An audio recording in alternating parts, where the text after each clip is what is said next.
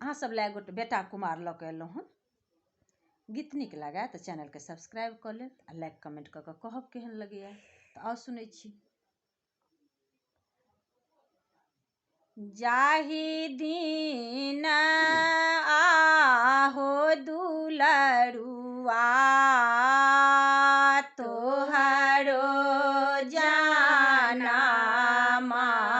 भेला माछा माछलियो ने सोहाई हे जाहि दिन आहो दुलरुआ तोहरो जनमा भेला माछा माछलियो ने सोहाई हे माछा माछलियो दुलरुआ चितहु ने भाबाए पानमा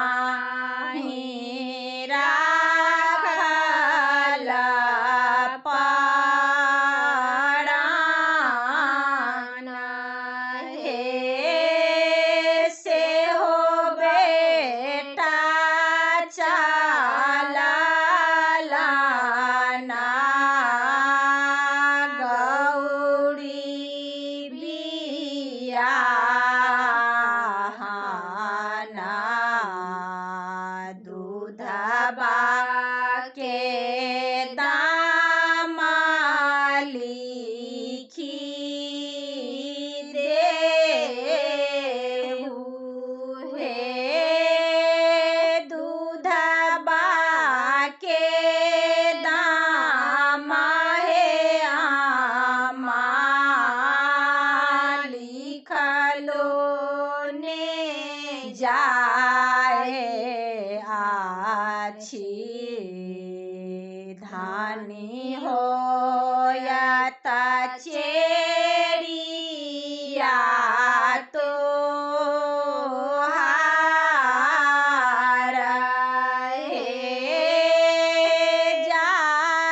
जाधरि जीवा हे आमा कामरा ढोयाबा धानी होयत चेरिया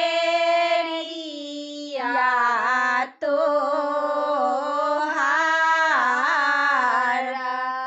हे हमहु ता होयब हे आमा पापा के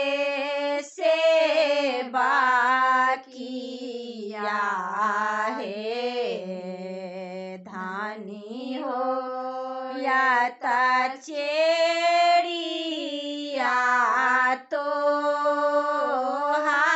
तोहार हे हमहु ता होयब हे आमा पापा के